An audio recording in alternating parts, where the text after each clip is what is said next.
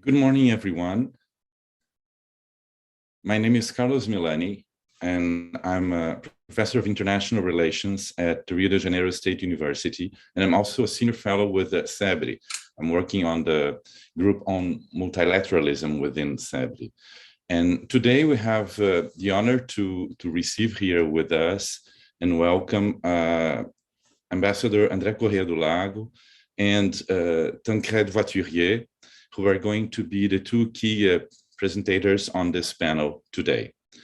I have to inform you that, unfortunately, former Environment Minister Isabella Teixeira won't be able to participate in this panel. And this project, as many of you might have already heard of, is part of an ongoing collaboration between the European delegation in Brazil and CEBRI. This project is dedicated and oriented towards discussing the role of the European Union in multilateralism today. And today we are going to discuss environmental multilateralism, views of Brazil and the European Union. Having said that, I'm going to give the floor to Ambassador Ibáñez, who is going to make a short presentation on behalf of the European delegation. Prezado Carlos Milani, prezado Embaixador André Corrêa do Lago, cher Tancred Voiturier, dear participants connected this morning, good morning to all of you. Let me start by acknowledging an important anniversary in green multilateralism.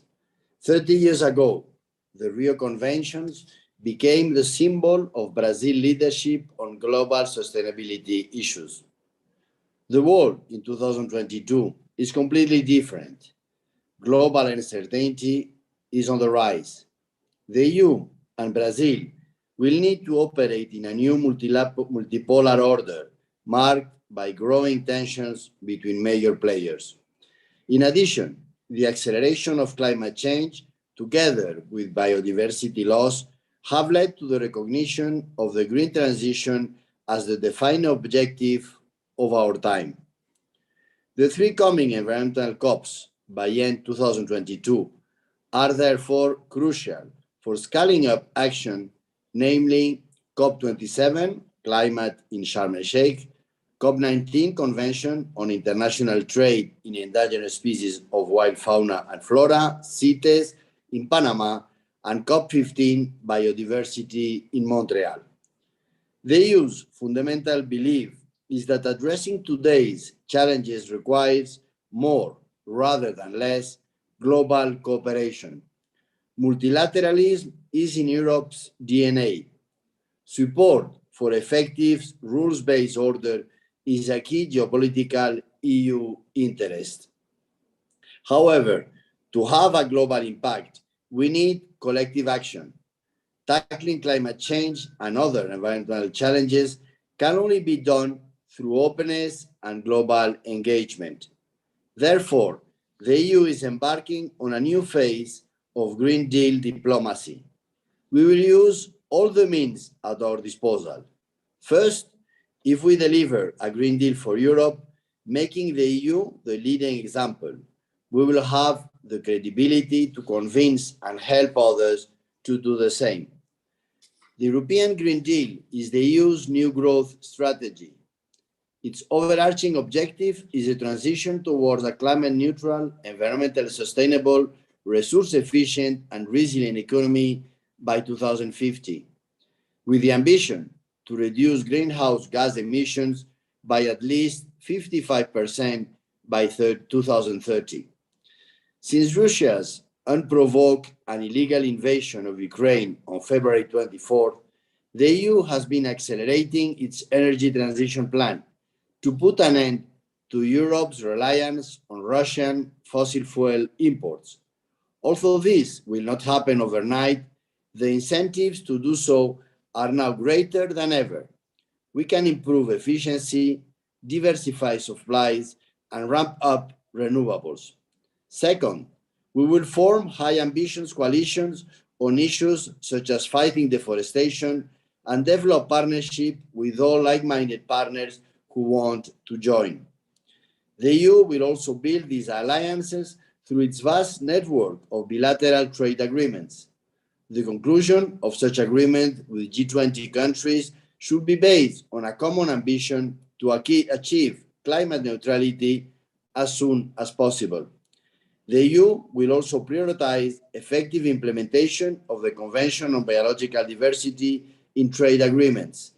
The EU free trade agreements are the basis for engagement with important markets and countries around the world, including, of course, Brazil and the Mercosur countries. Third, we will work for a just globalization. The EU trade policy strategy is committed to fully implementing the UN Sustainable Development Goals. For instance, WTO reform must be seen in a broader context of the EU's priorities of ensuring that global institutions support economic recovery, decent jobs, sustainable development, and the green transition. Fourth, we will use our diplomatic strength and economic clout to broker environmental agreements that make a difference, such as designating maritime protected areas in the Antarctica.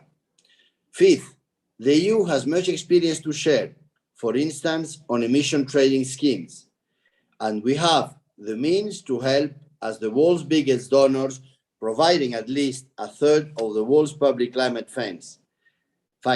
In 2020, the EU and its member states' contribution surpassed 20 billion euro. Besides, through the EU New Global Gateway Initiative, EU institutions and member states are mobilizing up to 300 billion euros of investment in green and digital infrastructure to address the climate, biodiversity, and energy crisis. The European Investment Bank, EIB, has also pledged to support with 1 trillion euros of investments in climate action and environmental sustainability by 2030.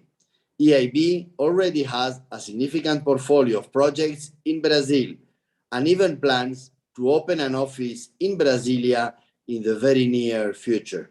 Sixth and last, as explained, the EU should promote approaches to reduce tensions and seek solutions based on a modernized rules-based framework. At the same time, the EU needs to equip itself with tools to operate in a more hostile international environment if necessary. The Carbon Burden Adjustment Mechanism, CBAM, is a case in point. This CBAM should motivate foreign producers and EU importers to reduce their carbon emissions while ensuring that we level the playing field in a WTO-compatible way. In conclusion, we are at an environmental and climate tipping point that threatens lives and livelihoods across our entire planet. Multilateralism is our guiding principle in the world. The EU will keep on championing this approach and ensure that we uphold and update the rules-based global order. And the EU is eager to work with Brazil to foster convergence because your country is a major player in these areas. Thank you very much for your attention. Muito obrigado.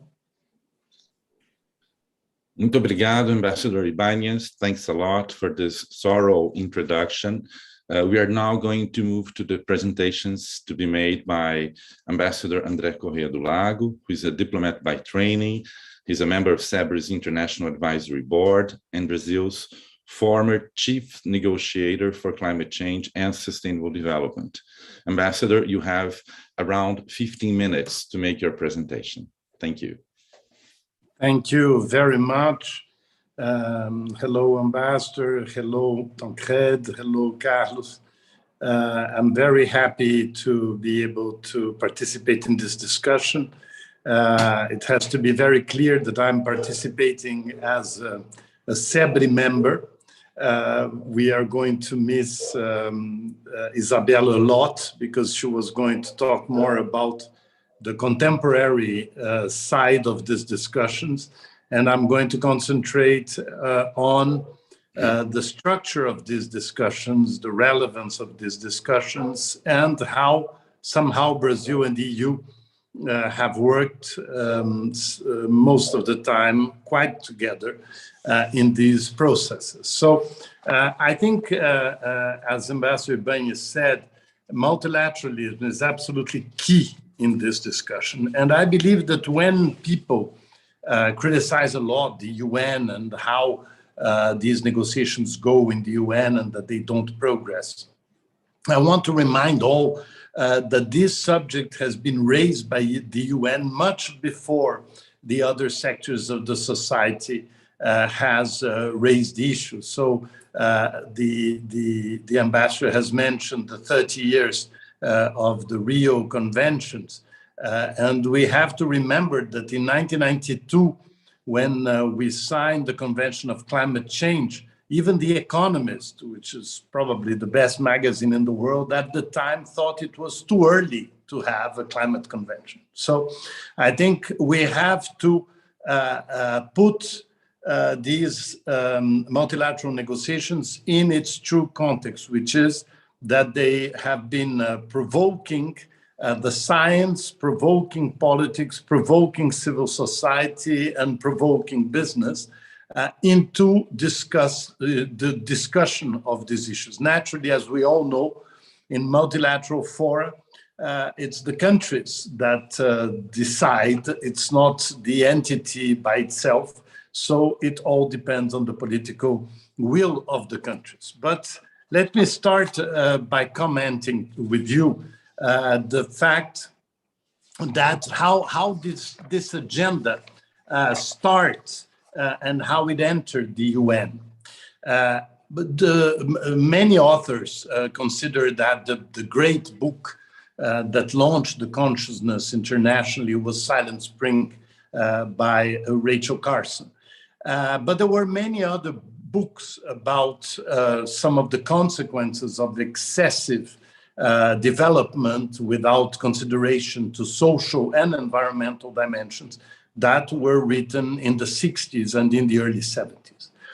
But when the UN decided to do the first, proposed to do the first meeting on environment, which was the Stockholm meeting in 1972, it was a very new subject, and it was very badly received in the beginning by the developing countries, because the developing countries thought that the UN at the time should have three essential functions, which was decolonization, disarmament, and development. These were what was called the 3Ds by the Brazilian diplomacy.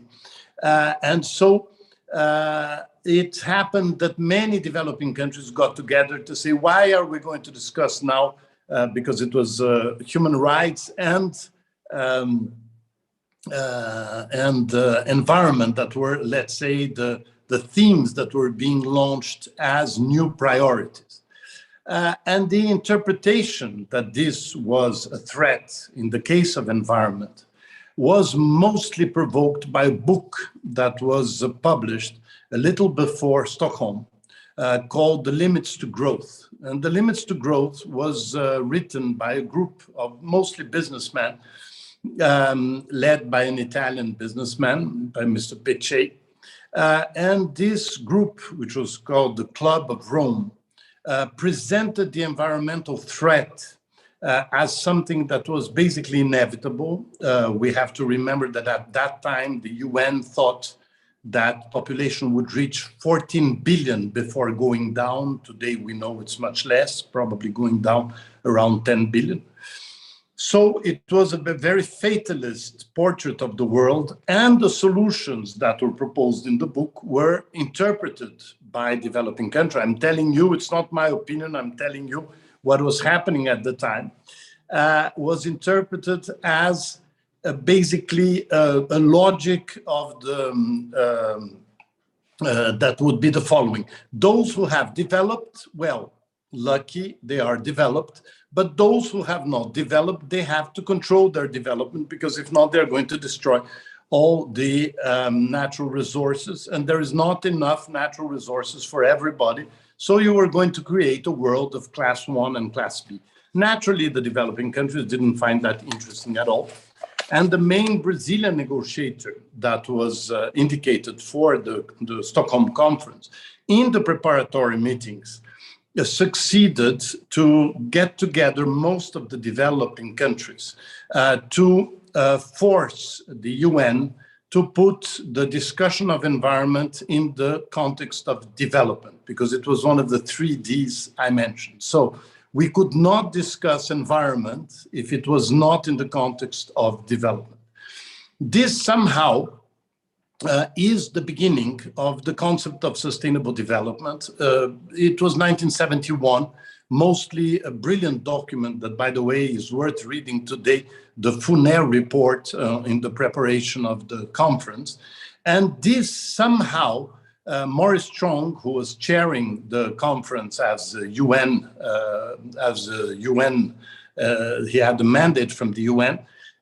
Maurice Strong understood that for Stockholm to be a success, he had to accept this vision of the developing countries. And at the end of the day, it was what was retained from the Stockholm Conference. Naturally, we can go into many discussions because many people think that Miguel Osorio, in fact, didn't allow the environmental dimension of the conference to advance. But the fact is that Miguel Osorio saw in advance the fact that the solution for the environmental problem was not environmental, it was economic, political, economic, and scientific. And that is what I believe is the fascinating evolution of these negotiations. So after Stockholm, immediately after Stockholm, you have the oil crisis. And somehow the environmental worries were a bit forgotten for some time. But I want to mention some landmarks of this period that have to be really taken into consideration. The first one is the ozone layer. I'm being quite quick, but I want to mention some key documents of the UN and of multilateralism. The ozone layer, which is the Vienna Convention and then the Montreal Protocol, was considered by Kofi Annan as the most successful convention in the history of the United Nations. Why that? Because in less than 30 years, from the discovery of the problem to having a convention and a protocol and having the financial resources for developing countries to fight and do what is necessary according to the convention, in 35 years, the world had eliminated more than 90% of the gases that provoked the ozone layer to be depleted. So this is a fascinating case study of evolution between science, political decision, economic, and then solution. And the ozone layer, as you know, is being restored already for some years. From that moment on, you have a sequence of moments in which you try to revive the environmental debate, which basically I'm going to give as another landmark the Brundtland Report, which somehow defined for the first time the idea of sustainable development, and which led to a momentum to launch the possibility of having a new environmental meeting. And Brazil, which in the 80s had been like at the center of the world's criticism because of many issues in the Amazon in the 80s and the burning and the assassination of Chico Mendes. So Brazil was at the center of criticism. Brazil decides then to invite the UN convention, the UN conference to happen in Brazil. And to be prepared for that conference, Brazil somehow built an institutional structure with scientists, with experts, with studies, with an enormous capacity very quickly. And we could lead that conference in 1992 with an extraordinary team of senior diplomats from Brazil in all the themes that were being negotiated, from the convention, the climate convention, the biodiversity convention, the declaration on forests, the declaration, many other documents that were signed at the time. And this convention has become historic, and the most important convention somehow was to be the Convention on Climate Change. Why this importance of the Convention on Climate Change? And that, I think, is something that we have to stress here, is that only the Convention of Climate Change and the Convention on the ozone layer are conventions that are really global, in the sense that whatever happens in any country in the world has consequences to the other countries in the world. This is not the case for desertification. This is not the case for biodiversity. This is not the case for most or essentially all the other multilateral environmental conventions. So climate change and ozone had a key factor, that was that it was really something that affected everybody. And they also have this very strong element, which is the economic element. And what worked in the convention of the ozone, which was to have a convention, to have a protocol, to have financial resources for developing countries to fulfill their obligations in the convention, couldn't happen in the Climate Change Convention, although it was tried. You have the convention, then you had the Kyoto Protocol, but you never got enough financial resources. So this has become this very long discussion that is going to continue on COP27, but that is an ongoing story. But the fact is that the Climate Change Convention is not an environmental convention. It is a convention that, to find the solutions, is an economic convention. This is about how you're going to deal with the economic sectors that all countries have that are less efficient than others. So in Brazil, the problems we have for climate change are some. In Germany, they are different. In US, they are different. So every country has sectors that are fragile, that are a bit complicated. So this is, I think, the great discussion of the moment, and we can discuss about that. But I would like to mention that after that, we have some very important other conventions, the Rotterdam Convention, the Stockholm Convention, and we have, I believe, extremely important, the SDGs, the Sustainable Development Goals, which also somehow today, as a friend of mine of these agendas of the UN says, it's somehow the only agenda that is well structured in this contemporary moment of the United Nations. And the SDGs are really the result of this entire logic that was built in Stockholm, continued in Rio, then in Johannesburg, and finally in Rio +20, where the SDGs were adopted. I had 15 minutes. I'm going to stop at 14:30 so that nobody says I don't respect the time. I'm very, very willing to participate in the discussion. Thank you.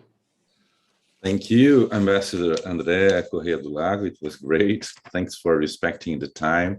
I'm now going to give the floor to Tancrède Voituré, who is an economist by training. He obtained his PhD in economics a while ago.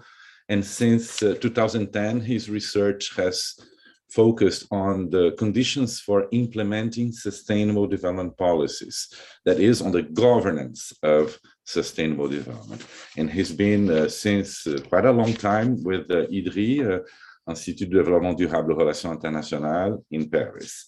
Tancrède, you have 15 minutes, please. The floor is yours. Obrigado, merci beaucoup. Thank you very much, Carlos. Thanks for the invitation. I hope the sound is good on your side. So many thanks again for this invitation. It's my pleasure to contribute or try to contribute to this very timely event. I think which must be praised for harnessing collective intelligence across the Atlantic to address the burning challenges of our time, Andre has mentioned. I would like to pinpoint several novelties or shifts in the negotiation of environmental agreements, what we call environmental multilateralism, and then derive some possible implications for cooperation, and in particular, EU-Brazil cooperation. So to start with the shifts, as Andre said, I fully second his point. I mean, negotiating environmental agreement is all about the economy now. As we reach some planetary boundaries, the economic dimension of environmental problems is even more salient, is gaining prominence. Negotiating environmental treaties boils down to negotiating a new economy, a net zero economy. We don't know what is a net zero economy. We don't have it. We don't have it around us. So we have to negotiate the endpoint, a result outcome, while we don't know. We're not clear on the pathway to this endpoint. So we have this discussion on the transition, and it's much complex and difficult than negotiating, I would say, a narrow environmental negotiation. Nothing is simple in this world, but we're here in the face of complex problems. There are massive stranded assets. There are obvious gains and losses, gainers and losers with different power. And there is a possible reshuffling of power relations if one particular country or actor take the wrong decision today.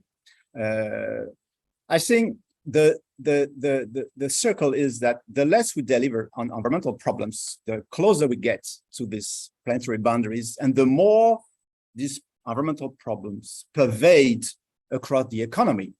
And the more we need innovative multi-country, multi-stakeholders solutions beyond, I would say, multilateral environmental agreements per se. The good news is that we have altogether, in a way, environmental multilateralism as we knew it, and we have ad hoc plurilateralism, unilateralism, with a proliferation of initiatives or coalitions, including public and private stakeholders coalitions. If we take the outcome of the Glasgow last COP26, we have one initiative on deforestation. If I'm not wrong, it's over 100 countries representing 50% of global, no, that's for methane. We have 90% of all forests committing to, countries committing to halt and reverse deforestation and forest degradation, land degradation by 2030. We have a pledge of $12 billion of public funds committed to protect and restore forests. We have an initiative on methane, over 100 countries representing 50% of global methane emissions, committing to reduce methane by 30% by 2030. We have initiative on transport with 33 governments to end non-electric vehicles, car sales after 2035 or 2040 for developing countries. And we have partnerships like the South Africa Just Energy Transition Partnership with the US, UK, France, Germany, and the EU committing up to $10 billion to help fund South Africa transition. So we have all these different initiatives popping up along this integrated negotiation track as we know it at the UNFCCC. And I think one issue we're facing, I mean, we collectively as citizens of the world, our researchers as well, on both parts of the Atlantic, is to connect these different dots, to connect all these different plurilateral initiatives.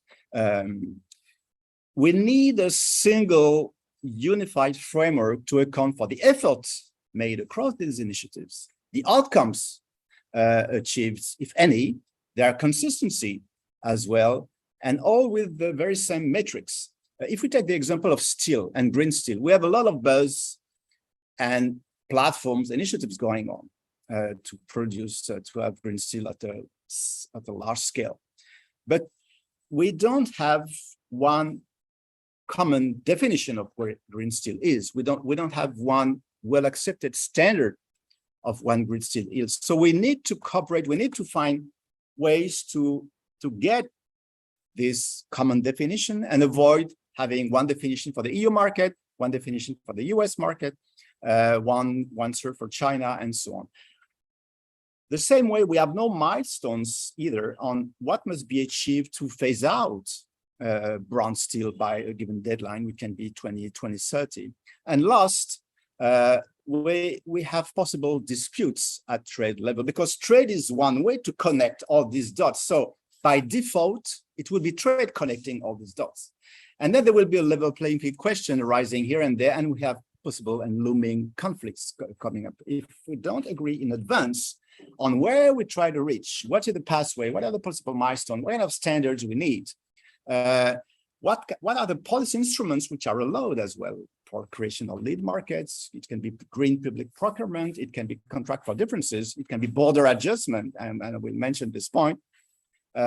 If we don't agree on what is needed for this green economy, we don't know what is a green economy, but we made pledges to get to this green economy. If we don't agree on this milestone and the possible instruments we might use, there will be by default trade making the connection, and there will be trade disputes.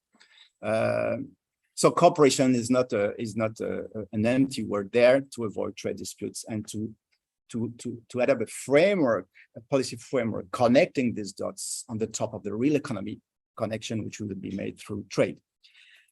At the end of the day, I think, and I might disagree, it's the only point I might agree with Andre. To me, there is a missing middle between, on the one hand, the UNFCCC, the COPs, the convention, which might not be equipped to track all these real economy initiatives.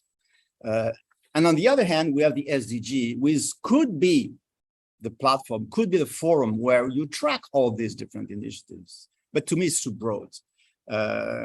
So we have, I think, a missing middle problem in the structure, in the governance of the environmental changes, but we might discuss that. The bottom line is that Brazil and the EU could be stable and predictable partners in this context, and with their think tanks, policymakers, brilliant diplomats come up with solutions to address this missing middle problem. This is my first point. I'll be quicker on the two next ones. The second shift is that even the most vibrant, vocal advocates of multilateralism are now tempted to follow a plurilateral path. This is the case of the EU, with flagship regulations upcoming on CBAM, carbon border adjustment measures, and on deforestation-free commodities. This shift toward unilateralism or plurilateralism has raised some concerns in partner countries. Bottom line is that it creates considerable cooperation needs with partner countries so as to turn what can look like a stick into a carrot. And EU-Brazil partnerships could do wonders here. Brazil is not affected by carbon border adjustment measure. It can be at a later stage if pulp and paper is included in the scope of CBAM. Brazil is a major supplier of pulp, so it could be affected, but for the time being is not. So ahead of the regulation, there is room for cooperation on this particular sector with Brazil, which is a concrete example where before the problem arises, you find solution and you accompany, or you just help transiting toward what green pulp or low carbon pulp means or can be. On deforestation-free commodities, the same way, there is also ample room for cooperation. If EU and Brazil manage to bring in incentive not to deforest, and not only to have this benchmark system and due diligence, it's a bit like a stick way. I think the carrot way would be better. We don't have here a conditional access to EU market. No, we have countries with the same commitment, the same pledges, and they one another should say, okay, to what extent can I help you guys? And the same way, we in Brazil, to what extent you guys in EU with your Green Deal, can we help you out? I think it's just, it's not a EU conditioning the access to its own markets. It's just a partner, and the partner should propose cooperation means and budgets, and the funding is an important factor here. Last, I briefly conclude with this one. The elephant in the room is trade. As I said, trade does connect the dots in the real economy by moving goods and services without much consideration of their carbon footprint in the origin and destination country. And there will be initiatives to correct for that and have carbon border adjustment, embedded carbon price, and so on. So in addition to the conversation before the regulation comes up, and I, as an European, I was not super fan of how the EU did on this issue. It did much better afterwards, but it was a bit of a effet de surprise. Okay, guys, we have the CBAM coming. Take it or leave it. I think a reasonable way was to say, this is a rationale for CBAM. This is why we're in dire need of it. This is why it could help you move away from fossil energy in your country. This is the accompanying instruments we're having. So, I mean, we're learning by doing process, but I think the diplomacy can play a huge role in the marketing and the conviction that one unilateral instrument can actually be a multilateral one if it is accompanied by some flanking measures, instrument, cooperation, and so on, and by a clear narrative. So here again, EU could have done better, but it's improving now, and I'm happy of it. What I mean is that we might need some hybrid trade, climate and trade agreement, and not trade agreement per se. So trade is connecting all of those. We try to include in free trade agreements some climate regulation, but I think from the very beginning and from scratch, we should think about a climate and trade agreement. This is what was signed and is actually negotiated by New Zealand with Fiji, Costa Rica, Norway, and Switzerland, an agreement on climate change, sustainability, and trade. And they are all at the same level. So there are fossil fuel removal provisions, there are low carbon standard provisions, there is a free free market access on low carbon of environmental goods and services. This is one way to move forward. And I think the EU-Mercosur, which has created such a fuzz across the Atlantic, could be, if reasonably tweaked with this flanking instrument, which is under negotiation, it could be a modest step towards an upcoming hybrid trade and climate agreement between the Mercosur and Brazil in particular, and the EU. EU-Mercosur won't be a climate agreement. It was not designed, it was not negotiated for that, but it could be a step, a milestone toward this if we take seriously the climate objectives and insert part of some provisions in the flanking instrument, which is under negotiation. I'm stopping there. I've been too long. Thanks, Carlos. Merci, Tancred. It was really great, and I think there's room for some debate and discussion. I'm going to make two very small comments and read three questions which have come from the audience. My first comment has to do with an agreement that I have with both of you. I think that talking about climate change and climate agreements is much more than only talking about the protection of the environment. We are dealing with energy, we are dealing with production, circulation of goods, and at the same time, we are dealing with power. In what would I disagree from perhaps both of you, and this is just to steer the debate, I do not believe it's only an economic issue. I think we must also, at least in democratic regimes, convince the electors.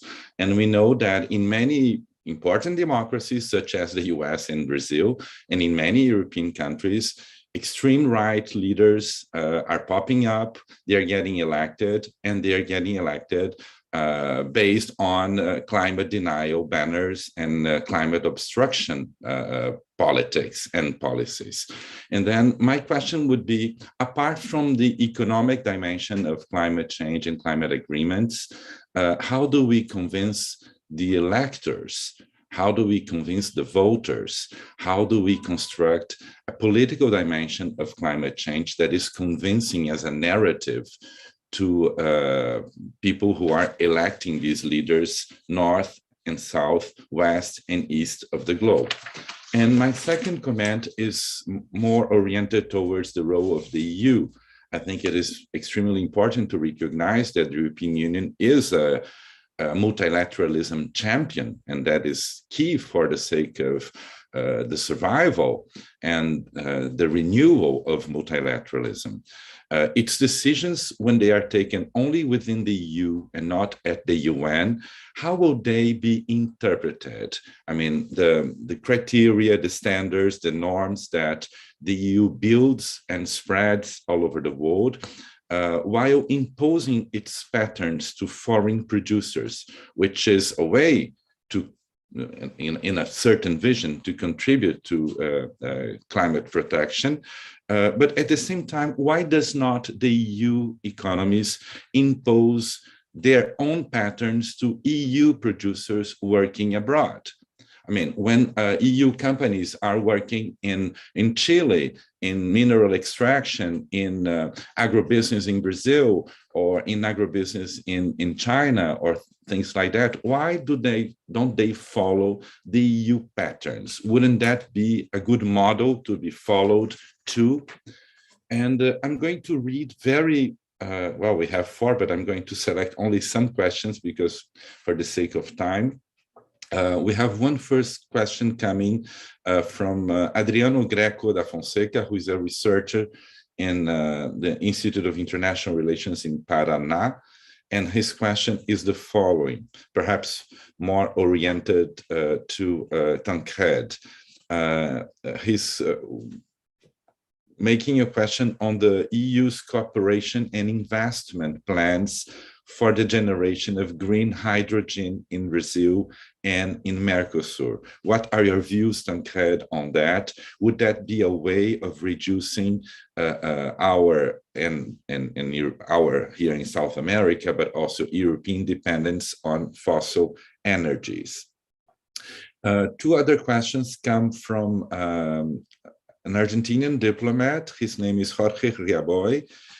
He has worked in WTO for several years, and his 2 questions are the following, and this could be addressed to André Correa do Lago. Which are the grounds, in your opinion, to present the emissions trading scheme as a very useful experience? Is it applicable to extend the unilateral trade and sustainable development European Union policy as a general model? Is the EU under the present conditions following the sustainable development goals for the year 2030 and 2050, especially if we take into consideration the new energy crisis related to the war in Ukraine nowadays in Europe? And I think I'm going to stay there because we still have other questions. If we have time, I come back to you with another question, right? Please, André, and then Tancred, you have 5 minutes each if you want. Thank you so much. Well, thank you very much. And I think that Tancred's provocations are very, very interesting. But I'm going to start with the question you made, Carlos, about is it only the economy? It is not only on the economy, but I think that the economy is where it's failing most. That's what is missing most, because what I think that a very strong evolution, when I mentioned in '92, many thought it was too early to have a climate change convention. I think that we had the science that came, the civil society very strongly, politics very strongly, business very strongly, but economic theory very slowly. And ministries of finance with an enormous challenge, because then I answer a little your question about the economy. Is that the economy is the problem? Is that every finance minister in the world is lobbied mostly by the losers of the combat against climate change. So the sectors that believe that they are going to be the losers are infinitely more active than the sectors that have huge opportunities and that are working already on finding solutions. So, but this happens absolutely everywhere. It happens Latin America, in Asia, in Europe, in the US. And it's totally normal. If you have a business and you think that an environmental convention is going to affect or destroy your business, naturally, you're going to be much more active in trying to slow down the negotiation. So I think it's in that context, I would like to mention that the function, for instance, in the case of Brazil, of diplomacy, is that we are the coordinators of the position of the country.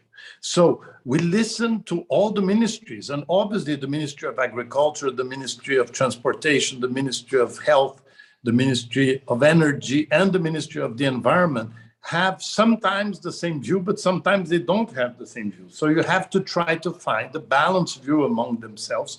The same thing happens in Europe. Then you have to consult the civil society, you have to consult businesses, you have to consult institutions. And this process of consultations is extremely important. And this is one of the great strengths of these multilateral agreements, is that they forced all the countries in the world to have, to prepare themselves for the COPs in all the subjects. They have to have a position.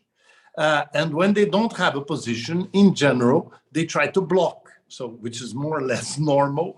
And we can discuss this. But to continue on my answer, I would like to mention something very important that Tancred mentioned, is that migration to plurilateralism by the frustration of the multilateralism. I think that, first of all, I completely agree with you that we have to connect. First of all, if we go to plurilateralism and bilateralism, we have to connect these things together, preferably by a multilateral agreement. Why a multilateral agreement? Because it was agreed by everybody. So in principle, it has the legitimacy to give that unification that I also completely agree that we have to have the same metrics, we have to have the same milestones, we have to be able to compare what the countries are doing.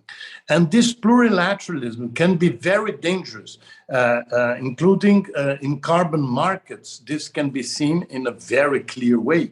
I am a great defender. Can have a big debate with Tancred. I'm a big defender of CDM, of the Clean Development Mechanism, of the Kyoto Protocol, because it had a very good economic logic. You had the demand, you have the offer, because the demand were the countries that needed to have these credits. You had the offer because you had the developing countries that had no obligations and could sell these credits, and at the same time you had the central bank somehow, which was the United Nations, that had the same, that would check that, verify that these credits were correctly obtained. So I agree, we need to have metrics, we need to have all these things. But on the other side, I also agree that plurilateralism can be the beginning of the solution of many subjects. And when you mention, for instance, the issue of coal, for instance, which is a non-issue for Brazil, no?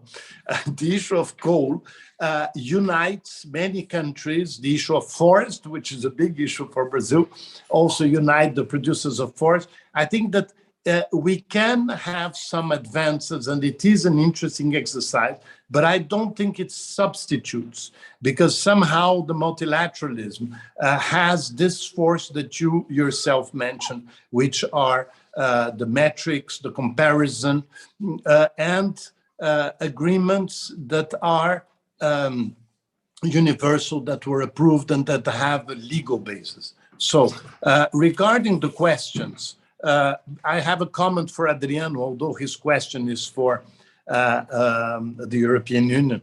Adriano, you know that it is something that is very little said, and it's very complicated to explain here. And by the way, I'm not a scientist, I'm an economist also.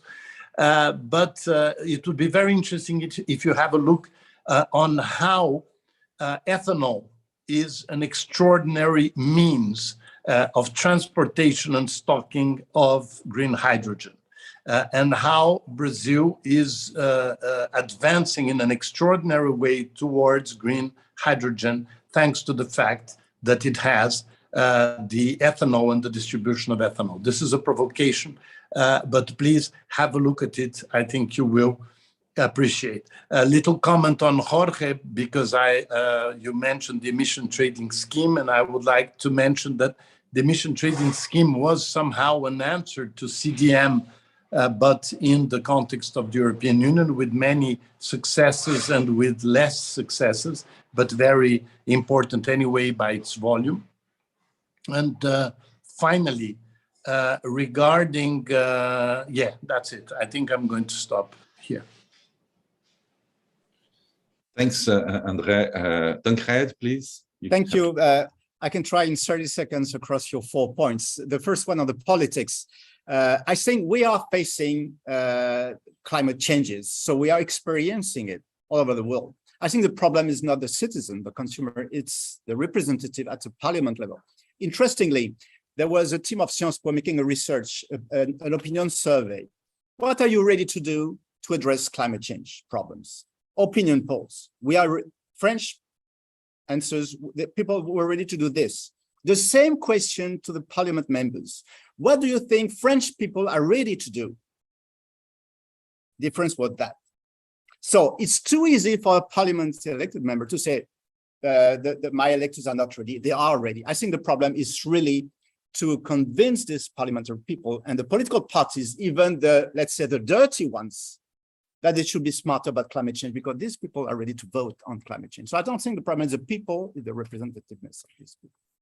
On the second point, EU patents, I think full reciprocity should apply. And this is one of the ambition of this hybrid trade and climate agreement. It makes no sense to have super stringent rules on sanitary, whatever environmental issues or dimensions on the import side and exporting to the other countries or investing with a much less stringent regulations. So it should be full reciprocity. So I mean, the new agreement should be clear on that. And there are many NGOs supporting this. I mean, I think it's outdated now, this behavior from the EU. Third, on green hydrogen, we in Europe plan to produce 10 million green hydrogen by 2030 and import 10 million. We won't manage to be self-sufficient in green hydrogen. So this is one of the reasons why we're investing. There is this investment in Brazil. I think the main point to check is that Brazil itself gets sufficient hydrogen for its own shift away from fossil. So it should be balanced here. But green hydro is part of the solution. We shouldn't be obsessed by the self-sufficiency we won't manage to reach in the EU. So the partnership should be on equal matter, and we should have some green hydro available for the tremendous needs of the Brazilian market. This is a concern, but the thing I would like to flag. Last, on the ETS, is very difficult to export. I've made lectures and lectures on the ETS. I mean, to people like you, you're super smart. It's so complex. I mean, to export it is there are such technicalities in the ETS system that I think an easiest or simpler instrument would be better. It's true that China is making experience and implementing an ETS in 6 or 7 provinces, so we can replicate it. But let's remember that the EU at the very basis wanted to implement a carbon tax. But because a carbon tax is a tax and it's a fiscal instrument, according to the EU treaty, and fiscal instrument, you need a consensus among EU members. It was impossible to get a consensus among EU members on the tax. So we moved to the ETS, which was an environmental regulation for which you need a qualified majority. But without this constraint, we would have moved for a carbon tax. So I would say it's easier to replicate a carbon tax than the ETS system. It would be my answer on your last point. Thanks, Tancred. Well, I would like to thank everyone, in particular André and Tancred, for participating in this webinar. I'd like to thank Ambassador Inácio Baños, Giuseppe Borges, who was here with us in the room too.